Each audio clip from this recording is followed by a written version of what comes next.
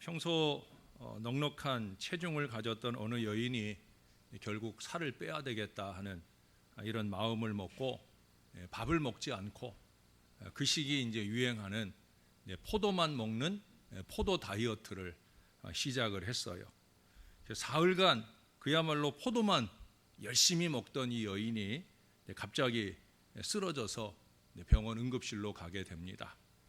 많이 놀란 이 부인이 의사 선생님께 여쭈어 봅니다. 선생님, 영양실조인가요? 라고 물었어요. 그러자 이 의사 선생님께서 고개를 가로저으면서 하는 말씀이 아닙니다. 농약 중독입니다. 라고 얘기를 하더라는 거예요. 자, 여러분, 이 농약을 왜 뿌립니까? 병충해를 방지하고 열매가 잘 익어서 사람들에게 풍성한 결실을 안겨주기 위함입니다. 그러나 결국 사람을 위한다는 그 농약이 사람을 해롭게 하죠. 우리에게 있어서 그토록 사모하는 이 은혜라고 하는 것도 그래요. 오늘도 은혜 찬양을 해주셨는데 또 우리가 주님의 은혜로 산다는 고백을 해주셨는데 여러분, 분명 우리 신앙에 유익이 되라고 은혜를 주시는 게 맞아요. 근데 우리 무익한 우리 어리석은 인생들로 인해 그 은혜가 우리 안에서 역기능을 할 때가 많다는 거예요. 아니, 우리가 역기능화 할 때가 많이 있다는 거예요. 흔히 그런 말을 하잖아요. 1등을 차지하는 것보다 더 힘든 것은 1등 그 자리를 지키는 거라고. 아까도 다이어트 얘기를 했지만 살을 빼는 것보다 더 힘든 게 뭐예요? 이 살을 뺀 살을 지켜내는 거예요. 은혜를 받는 것보다 더 힘든 것은 그 은혜를 지키는 거예요. 그런데 예수 믿고 받은 은혜를 지키지 못하고 다 잃어버리고 옛날에 내가, 왕년에 나도 이런 소리 하면서 지난 추억으로 살아가는 그런 사람들이 오늘날 교회 안에 얼마나 많은지 몰라요. 왕년에 내가 그 소리 하는 거 절대 자랑 아닙니다. 한심한 거예요. 여러분, 왜 그럴까요? 은혜를 받고도 그 은혜가 그 속에서 역동적인 순기능을 제대로 이루어내지 못하기 때문에 그래요. 받은 은혜를 스스로 가짜로 무익하게 만들어 버린다는 거예요. 로마서는 두 부분으로 나누어집니다. 이 앞에까지 1장부터 11장까지를 교리편이라고 그래요. 이신칭의의 교리에 대해서 다시 말해 마음으로 믿어 의에 이르고 입으로 시인하여 구원에 이르는 이 진리에 대하여 말씀을 해주고 있어요. 그리고 이제 오늘 본문 이 12장부터 마지막 16장까지를 실천편이라고 말합니다.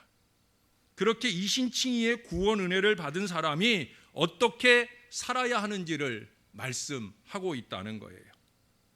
신앙은 은혜만으로 끝나는 것이 절대 아니에요. 예수님께서 마태복음 17장에서 제자들과 함께 변화산상에 이르사 모세와 엘리야가 나타나는 놀라운 은혜의 체험이 이루어집니다. 그러고 나자 베드로가 얘기하잖아요. 주님, 우리가 여기다가 초막 셋을 짓되 하나는 모세를 위하여, 하나는 엘리야를 위하여, 하나는 주님을 위하여 짓는 것이 좋겠습니다. 여기가 좋사오니 하는 그 고백을 해요. 왜 그래요? 은혜 안에 푹 잠겨 그렇게만 살고 싶다는 거예요. 그러나 예수님께서 그 바람을 들어주셨어요? 아니에요. 그 제자들을 데리고 다시 세상 가운데 내려오셨어요. 왜 그래요? 받은 바 은혜의 실천을 바라고 계시는 거예요. 오늘 본문에서도 실천의 말씀을 열면서 3절에 보세요. 우리가 읽지 않은 그 다음 3절에 보면 내게 주신 은혜로 말미암아 너희 각 사람에게 말하노니 마땅히 생각할 그 이상의 생각을 품지 말고 오직 하나님께서 각 사람에게 나누어 주신 믿음의 분량대로 지혜롭게 생각하라. 두 가지 얘기를 해요. 내게 주신 은혜로 말미암아 주신 믿음의 분량대로. 그 뒤에 16절을 가보십시다. 우리에게 주신 은혜대로 받은 은사가 각각 다르니 혹 예언이면 믿음의 분수대로. 주신 은혜대로 믿음의 분수대로. 참 중요한 표현들이에요. 여러분, 우리들 대부분은 구원 믿음이 다 있어요. 이거 결코 작은 믿음 아닙니다. 예수님의 십자가와 부활을 믿는 믿음, 특별히 예수님의 고난의 터 위에서 얻은 이 구원이라고 하는 거, 그렇기 때문에 이 믿음만으로도 얼마나 큰 은혜인지, 이 한 가지만으로도 우리는 얼마든지 감사하며 살 수 있다고 제가 늘 많이 강조합니다. 근데 거기다가 우리는 크고 작은 많은 은혜를 또 받으며 누리고 살아가잖아요. 교회 안에 크고 작은 많은 행사를 할 때마다 겉으로 보이는 결과와 상관없이 우리는 개인적으로 또 공동체적으로 많은 은혜를 받아와요. 사단이 갖가지 모양으로 방해 책동을 하고 우리 중 어떤 사람은 그 책동의 도구가 되기도 하지만, 그래도 제가 주 예수 그리스도의 이름으로 감히 선언하건대 그 모든 싸움은 반드시 우리의 승리입니다. 지금까지도 우리는 승리했고요, 앞으로도 이기고 말 거예요. 아멘? 반드시 그렇습니다. 더 많은 승리가 우리 앞에 준비되어 있는 줄로 믿습니다. 여러분, 결코 결실을 포기하지 마시기를 바라요. 제가 늘 부탁드리는 대로 은혜로 시작한 일을 좀 은혜로 마칠 수 있도록 좀 집중해 주시라는 거예요. 기도에 집중하고 목사의 목회에 집중하고, 여러분 말씀에 집중하면서 아버지의 뜻에 집중하면서 은혜를 결실하여 하나님께 영광을 올려 드려야 된다는 거예요. 그렇게 받은 은혜이기에 이제 우리가 삶 속에서 그 은혜를 받은 대로 행하는 것이 필요하다는 거예요. 우리 아까 찬송가 331장을 불렀잖아요. 거기 후렴에 뭐라고 고백을 했어요? 구주의 은혜 주시는 대로 영원히 받들어 섬기겠네. 구주의 은혜 주시는 대로 영원히 받들어 섬기겠습니다. 찬양하겠네, 찬양하겠네. 생명을 주시는 구주로다. 그래야 은혜가 되는 거니까. 그런데 이렇게도 우리는 은혜 그 다음이, 그런데 아쉽게도 우리는 은혜 그 다음이 너무나 무력하다는 거예요. 때로는 볼품이 없어요. 여러분, 예를 들어 우리 중 어떤 사람이 금식이나 얼마간의 작정기도 등을 통해서 은혜를 받았다고 합시다. 그가 며칠을 금식하고 작정기도를 지켜냈든지 간에 그것은 대단하고 감사한 일이에요. 또한 하나님은 그 진정성에 따른 은혜를 반드시 주신다는 거예요. 그러나 그렇게 놀라운 영성 수련을 하고 그에 따른 은혜를 받은 가치보다 그가 은혜를 받은 이후에 변화된 모습으로 살아가는 가치가 더욱더 중요하다는 것을 우리는 알아야 된다는 거예요. 은혜도 중요하지만 은혜 받은 이유를 어떻게 사느냐, 이게 더 중요하다는 거예요.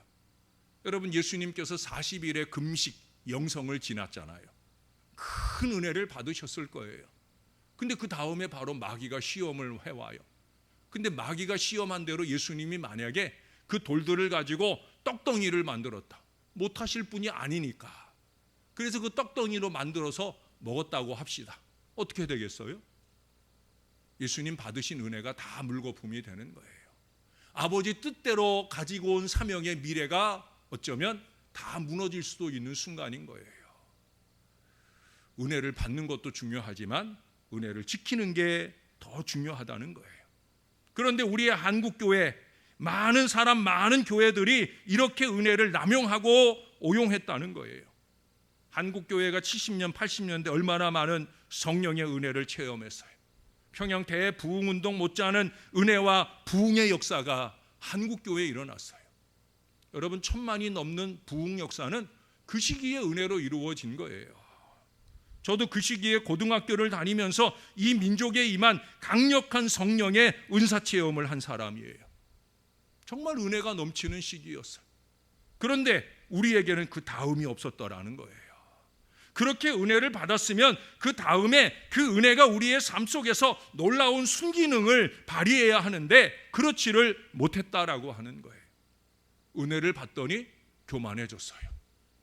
교인수나 헤아리면서 그것을 자랑으로 삼기 시작했다는 거예요. 여러분, 은혜를 받은 이후에 찾아드는 가장 큰 문제가 뭐냐? 바로 이 교만입니다. 교회에 부흥의 은혜가 임하고 나자 목회자들이 교만해지고 자기 아니면 안 되는 줄 알고 심지어 자기 자식에게까지 세습하면서 어리석음을, 교만을 자행합니다.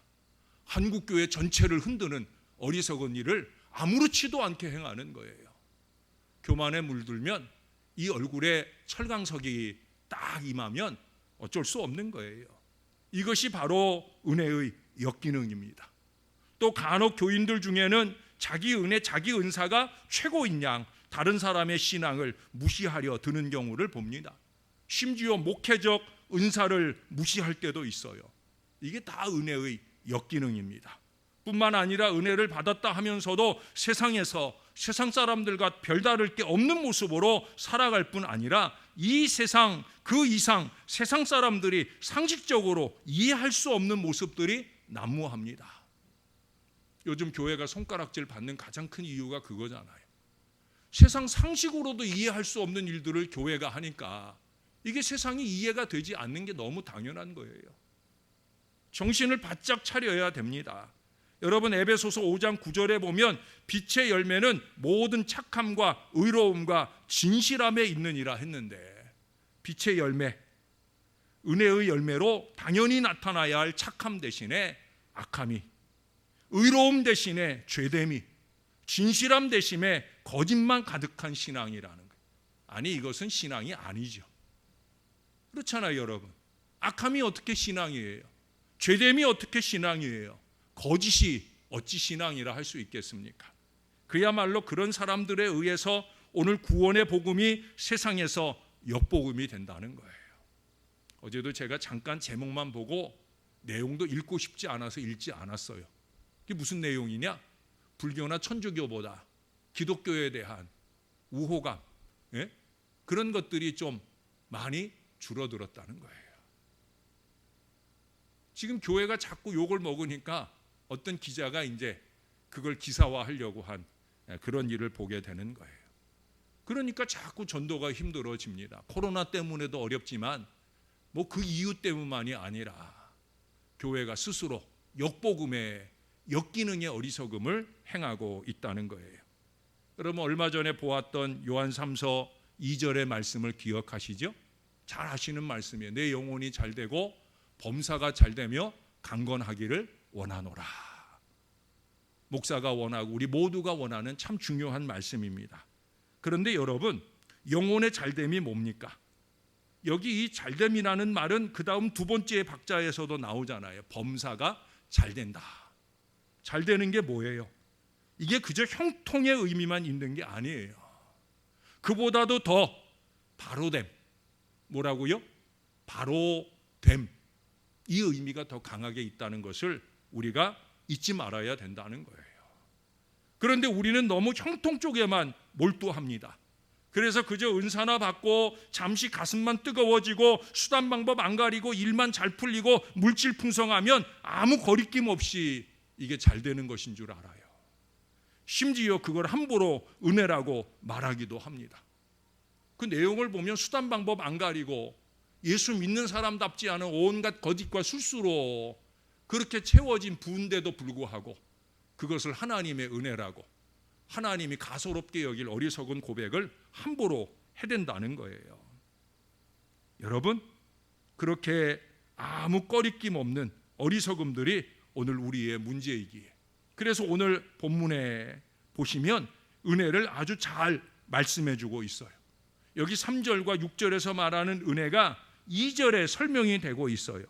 너희는 이 세대를 본받지 말고 오직 마음을 새롭게 함으로 변화를 받아 하나님의 선하시고 기뻐하시고 온전하신 뜻이 무엇인지 분별하도록 하라. 여기 뭐라고 그래요? 은혜는 뭐냐? 마음이 새롭게 함으로 변화를 받는 게 은혜다라고 하는 거예요. 근데 그 전제가 있어요. 전제가 뭐예요? 이 세대를 본받지 말고. 그런데 우리의 잘됨이란 것이 이 세대의 사고방식에 머물고 있다는 거예요. 세상의 방식대로 잘 되는 것이 은혜다? 아니라는 거죠. 이 세대를 본받지 말고 이걸 잊지 말아야 돼요. 그것은 은혜가 아니다. 뭐가 은혜가 아니다? 이 세상의 사고방식대로 잘 되는 것, 이 세상의 가치 기준으로 잘 되는 것, 그것은 은혜가 아니다. 잘 되는 것도 아니다. 여러분, 에베소서 4장 22절 이하에 이런 말씀을 합니다. 너희는 유혹의 욕심을 따라 썩어져가는 구습을 따르는 옛사람을 벗어버리고 오직 너희의 심령이 새롭게 되어. 여러분, 심령이 새롭게 되는 것, 이 말씀에 앞서서 먼저 뭐라고 말씀합니까? 썩어져가는 구습을 따르는 옛사람을 벗어버리라고. 여러분, 예를 들어서 거린이 좀 더 많은 밥을 구걸하기 위해서 사람들이 밥을 줄 때 자기의 밥통이, 옛날에 그 구걸하는 깡통이 더러우면 밥 주기가 좀 꺼림칙해 할까봐 그래서 하얀색으로 깨끗하게 칠을 했어요. 그랬더니 정말 사람들이 전에 다 찌그러지고 낡은 깡통에 밥 주는 것보다 이 깨끗한 페인트 칠한 깡통에 밥을 더 주더라는 거예요. 자, 여러분, 잘 됐어요? 새 것입니까? 잘 됐습니까? 아니죠. 여전히 거지는 거지인 거예요. 그런데 우리가 다 이런 거지 근성의 잘됨에 묶여 있다는 거예요. 그래서 사단이 우리의 형통에 신나한다는 거예요. 우리의 잘됨 구걸에, 은혜 구걸에 심지어 사단이 가짜 은혜를 안겨주기도 한다는 겁니다. 여러분, 마음이나 심령의 변화는 감정이나 성품이나 생각이나 삶의 형편의 일시적 변화와 다른 거예요. 그저 육신적인 습관 한두 개 새로워지는 것이 아니라는 거예요. 말만 뻔지르르하게 한다고 그것이 은혜 받았다 하는 것이 아니라는 거예요. 그것은 영혼 전체입니다. 여기서 말하는 변화는 마태복음 17장 2절에 예수님의 변형과 같은 거예요. 그럼 변화산상의 주님의 변화는 외형적, 외식적 변화가 아니잖아요. 인간의 몸으로 오신 우리 예수님의 하나님의 아들로서의 완전 변신이에요. 그 변화로 세상을 섬기는 변화예요. 예수님이 변화산상의 변화를 이루었다고 해서 그래서 내가 이래봬도 하면서 교만의 극치를 달려가신 게 아니잖아요. 다시 밑으로 내려갑니다. 산에서만 내려오신 것이 아니라 마음이 내려오셨고 그래서 아버지 뜻대로 십자가를 지는 이 고난까지를 이루어 내셨다라고 하는 거예요. 그래서 여기 3절은 주신 은혜대로, 주신 믿음대로 3절의 마지막에 뭘 하라고 그래요? 지혜롭게 생각하라. 지혜롭게 생각하라. 지혜로운 생각, 그게 바로 변화의 목표요 기준이에요. 제가 목회를 하면서도 보면 이 생각의 문제가 결국 신앙의 문제까지 갑니다. 여러분, 생각이 바로 되면 삶도 바로 될 수 있는 거예요. 생각이 올바른 열정에 사로잡히면 그의 사역조차도 아름답고 건강하게 나타나는 거예요. 생각을 바로 해야 돼요. 그러면 마땅히 품어야 할 이 변화의 기준으로서의 생각은 도대체 무엇일까? 거기 2절 하반절에 잘 말씀해 주고 있어요. 하나님의 선하시고 기뻐하시고 온전하신 뜻, 바로 이것이 우리가 이루어야 될 생각인 거예요. 선함, 기쁨, 온전함, 이것이 우리 안에 이루어야 될 변화의 내용입니다. 은혜를 받으면 받을수록 이 변화의 숨긴 등들이 우리에게 나타나고 사라지고 해야지만 진정한 그리스도인이요 복음의 순전한 역사를 일으킬 수 있다는 거예요. 자, 첫 번째 뭐라고요? 선함이에요. 선해지려는 욕망이 없으면 당신은 벌써 악한 것이다 하는 말이 있어요. 선해지려고 하는 간절함이 없으면 우리는 이미 악한 것이다. 왜 그래요? 우리는 원천적 특성 때문에 선보다 악을 추구하려는 성향이 본능적으로 강합니다. 누구도 이것을 부정할 수 없어요. 선을 행하려면 의지와 노력이 필요하지만 악은 그냥 저절로 되는 거예요. 쉽다는 말이에요. 여러분 아이들 보세요. 욕부터 배우잖아요. 거욕부터 흉내 내잖아요. 이거 먼저 해요. 이거 먼저 하는 게 아니에요. 아이들 보면 이거 먼저 해요. 예? 자기 마음대로 자기 뜻대로 하겠다는 게 아기 때부터 시작을 해요. 왜 그래요? 원죄의 특성 때문이에요. 성경은 하나님께서 우리의 선함을 얼마나 원하시는지 곳곳에서 말씀합니다. 에베소서 2장 10절에 보면 우리는 그리스도 예수 안에서 선한 일을 위하여 지으심을 받은 자라고 말씀합니다. 제가 자주 말씀드렸던 고린도후서 9장 8절에 보면 우리에게 은혜를 주시는 목적을 말씀하잖아요. 하나님이 능히 모든 은혜를 너희에게 넘치게 하시나니 이는 너희로 모든 일에 항상 모든 것이 넉넉하여 모든 착한 일을 넘치게 하려 하심이라. 자주 본 말씀이죠. 모든이라는 말을 3번이나 하면서 하나님이 모든 은혜를 부어주셔서 우리로 모든 것이 넉넉하게 하시려는데 왜 그렇게 하시려 하는가? 뭐라고요? 착한 일을 좀 하고 살으라고. 예? 섬기고 나누는 것까지가 축복이라고 제가 얘기하는 이유가 바로 여기 있는 거예요. 말씀대로예요. 데살로니가후서 2장 17절에서는 너희 모든 선한 일과 말을 굳건하게 하시기를 원하노라 라고 바울이 소원하고 있어요. 우리에게 주신 이 당연한 선함의 노력을 우리 하나님이 도와주신다라고 하는 거예요. 여러분 하나님의 도움을 받고 살고 싶지 않으세요? 그러려고 하면 선하게 살아야 된다는 거예요. 달걀이 스스로 자기를 깨고 나오면 병아리가 되고 자라서 닭이 되고 또 다른 알을 낳는 그런 존재가 돼요. 그러나 누군가 깨주면 그러면 그저 삶은 달걀이 되거나 달걀 후라이가 되어서 그걸로 그냥 끝이에요. 사랑하는 여러분, 우리는 누군가에 의해서 깨트려지는 인생이 아니라 사라지는 인생이 되어야 되는 거예요. 죽어서 사라지는 것, 그것은 우리 자리가 아니잖아요. 생명복음의 사람이라면 스스로 깨고 나오는 변한 인생이 되어야 된다는 거예요. 사단의 악한 본능의 껍질을 깨고 선한 그리스도인으로 누군가에게 유익을 줄 수 있어야 된다는 거예요.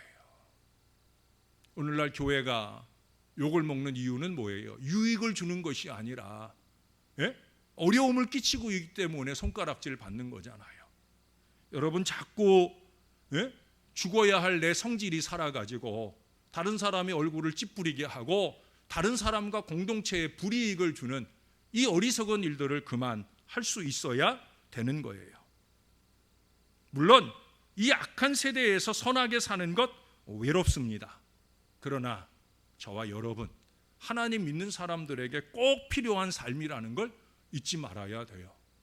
여러분 그 어려운 사막을 횡단하는 것은 강하고 용맹스러운 사자가 아니에요. 얼굴도 못생기고 등에 혹도 나고 그런 낙타가 사막을 횡단하잖아요. 여러분 등산 좋아하세요? 산꼭대기에 올라가면은 주로 바위들만 있고 나무는 별로 없어요. 근데 한 그루 두 그루 보이는 나무들 보세요. 잘생겼어요? 아니에요. 잘생긴 나무가 산꼭대기를 지키고 있는 게 아니라 구부러지고 못생긴 나무들이 그 바위 중간중간에서 그 산을 더욱더 아름답게 지켜내고 있다는 거예요. 우리는 그렇게 세상이 인정하지 않을지라도 세상을 의연히 지켜내는 선한 양심으로 살아야 된다는 거예요. 두 번째로 기쁨을 말합니다. 스바냐 3장 17절에 보면 하나님께서 우리를 인하여 기쁨을 이기지 못하여 하신다라는 황송한 말씀을 하셔요. 그렇잖아요. 여러분 우리가 과연 그럴만 합니까? 아니잖아요. 그런데도 불구하고 하나님은 우리의 조건이 아니라 하나님 안에 있는 그 넉넉한 사랑 안에서 우리를 기뻐하신다는 거예요. 우리는 여기서 기쁨의 원리를 알아야 돼요. 우리도 우리의 기쁨의 기준을 나나 환경이 아니라 하나님의 이 기뻐하심의 초점을 모아야 된다는 거예요. 내가 이래봬도 하나님이 기뻐하시는 인생이다. 그 마음으로 우리가 위로를 받으며 기쁨을 회복할 수 있어야 된다는 거예요. 그래서 이런 글이 있어요. 그리스도인은 슬픔 가운데서 웃을 수 있는 사람들입니다. 고난 가운데서도 춤을 추는 사람들입니다. 눈물 가운데서도 노래하는 사람들입니다. 죽음 가운데서도 기뻐하는 사람들입니다. 절망 가운데서도 끝까지 포기하지 않는 사람들입니다. 어두운 가운데서도 앞으로 나아가는 사람들입니다. 대적자들 가운데서도 그들을 축복하는 사람들입니다. 원수들 가운데서도 그들을 용서하는 사람들입니다. 그게 은혜를 받은 사람이라면 저와 여러분들이어야 된다는 거예요. 이 어려운 시기 우리는 내가 하나님이 기뻐하시는 사람이다 라는 마음으로 위로받으시는 여러분들 되시기를 바랍니다. 여러분, 이제는 인상파가 아니라 미소천사로 살아야 할 이유가 분명하다는 거예요. 한번 넘어지면 누군가가 뒤집어주지 않으면 결코 똑바로 설 수 없는 거북이처럼 살지 말고 수없이 넘어져도 신나게 웃으며 일어서는 오뚜기 신앙자가 되어 누군가를 웃게 하는 기쁨의 메신저가 되어야 되는 거예요. 여러분, 오뚜기들의 얼굴은 대부분 웃는 얼굴이잖아요. 우리가 그것을 수없이 쳐서 넘어뜨려도 다시 웃으며 일어나는 저나 여러분도 그런 그리스도인으로 살아야 된다는 거예요. 자, 마지막 제일 어려운 얘기죠. 온전함입니다. 은혜 받고 찾아들기 쉬운 마음이 뭐예요? 이만하면 됐지. 그래서 그동안의 그 열정과 노력들이 침체의 국면으로 빠져듭니다. 여러분, 아니에요. 더 남아 있어요. 하나님의 은혜는 무궁무진합니다. 하나님의 은혜는 오묘합니다. 우리는 은혜의 온전함을 이루어갈 수 있어야 된다는 거예요. 어떤 청년이 목사님에게 물었어요. 목사님, 어떻게 사는 게 믿음으로 사는 거예요? 딱 한마디로 한번 얘기해 주세요 라고 어렵게 질문을 했어요. 목사님도 고민이 돼요. 믿음으로 사는 걸 한마디로 뭐라고 얘기할까? 한참을 생각하신 목사님께서 천천히 입을 열어 말씀합니다. 믿음이란 한마디로 말하면 정직하게 사는 것입니다. 뭐라고요? 정직하게 사는 것입니다. 어떠한 경우에도 정직하게 행하면 하나님을 보게 됩니다. 하나님을 보는 것이 믿음이잖아요 라고 대답하셨다는 거예요. 여러분, 이 대답을 어떻게 생각하셔요? 여러분, 온전함, 이거 가장 어려운 숙제입니다. 그러나 정직, 이거 한 가지만 제대로 해나갈 수 있다고 하면 우리는 많이 온전해질 수 있다는 거예요. 아버지의 온전하심 같이 너희도 온전하라고 부탁하신 그 부탁을 들어드리는 최선, 그건 다름 아니라 정직, 속이지 않는 거예요. 정직의 반대가 뭐예요? 거짓입니다. 디모데전서 1장에 보면 율법이 필요한 사람들을 꼽아요. 다짐하여서 마지막 때 불법을 행하는 사람들을 쫙 나열하는데 거기 보면 마지막에 꼽는 게 뭐냐면 거짓말쟁이들이에요. 근데 이 거짓말쟁이를 한마디로 말하는 것이 아니라 두 가지로 나눠서 얘기하더라고요. 거짓말하는 자와 거짓 맹세하는 자라고 구분을 했어요. 여러분, 거짓에는 두 가지가 있어요. 거짓말에는 두 가지가 있다는 거예요. 첫째는 말하는 그 순간에 이미 거짓말이 있어요. 한 여자가 푸주간에 들어가서 닭들을 좀 보여달라 했어요. 그래서 안쪽에 냉장고에, 큰 냉장고잖아요. 그 냉장고 안에 들어가서 닭을 꺼내 옵니다. 사실은 구분할 것도 없이 닭이 딱 한 마리밖에 안 남았어요. 그래서 그 닭을 쉽게 가지고 나와서 그 여인에게 보여주었어요. 여인이 닭을 보더니 이건 너무 작은데 좀 더 큰 거 없습니까? 라고 물었어요. 있어요? 없어요? 없어요. 근데 푸주간 주인은 말했어요. 있지요! 라고 대답을 하고는 다시 냉장고 안에 들어갔어요.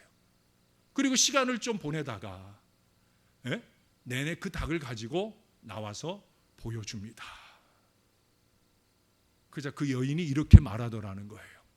아까 거하고 2마리 다 주세요. 네? 거짓말의 최후입니다. 여러분, 거짓말이 습관이 되신 분 있죠? 그걸 알만한 사람은 다 아는데 본인만 몰라. 내가 하는 거짓말을 잘 속아주고 있다고 생각을 해. 심지어 하나님도 속여 먹었다고 생각을 해. 아닙니다, 여러분. 알만한 사람은 다 알아요. 예? 빨리 거짓말 인생을 멈춰야 돼요. 제가 늘 말씀드리잖아요. 마지막 하나님 앞에 갔을 때 어쩌면 하나님이 그러실 수도 있다니까요. 난 네가 나 믿는다고 한 말도 거짓말인 줄 알았지 라고 말씀하실 수도 있다는 두려움 가운데 여러분, 거짓말 그만하고 살아야 됩니다. 자, 2번째는 뭐라고 그랬어요? 또 하나의 거짓말은 뭐냐? 거짓 맹세하는, 다시 말해서 약속을 어기는 거짓이 있다는 거예요. 제발 약속을 좀 지켜야 됩니다. 세상의 상거래나 관계에서도 물론이고 무엇보다 하나님과 교회 앞에 약속한 것을 지키고 살아야 된다는 거예요. 오른손 들고 하나님과 모든 교인들 앞에 우리가 약속하잖아요. 그 약속을 잘 지키며 살아야 돼요. 목에 칼이 들어와도 내가 지킬 것 지키고 사는, 왜? 하나님 앞에 사는 사람들이니까. 부족한 종과 만나서 코람대오 하자고 늘 강조하는 말씀을 들으면서 사는 저와 여러분이니까 우리가 그렇게 살아내야 되는 거예요. 그게 은혜입니다. 은혜의 미래가 열리는 거예요. 김치가 맛을 내려고 하면 배추가 5번 죽어야 된답니다. 배추가 땅에서 뽑힐 때 1번 죽고요. 그 통배추의 배가 쫙 갈라질 때 2번째 죽고요.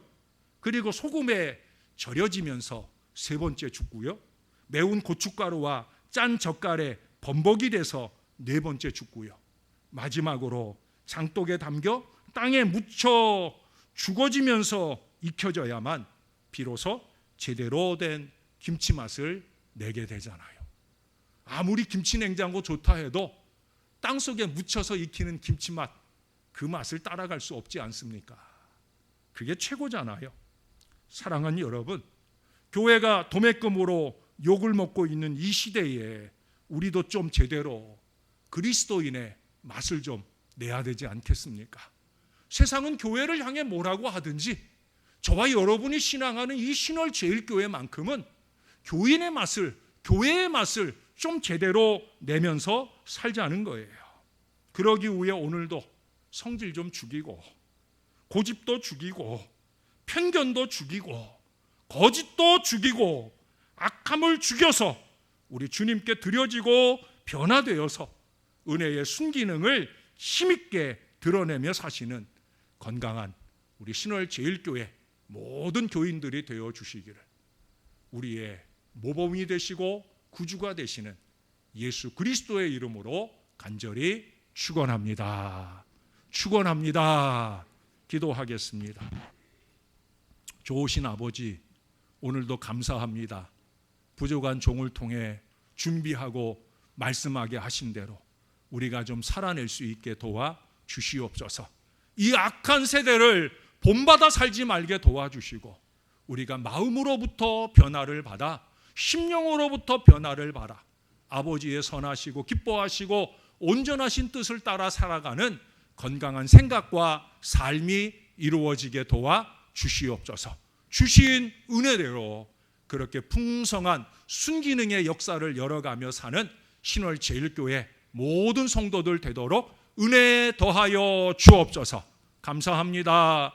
예수님 이름으로 기도합니다. 아멘.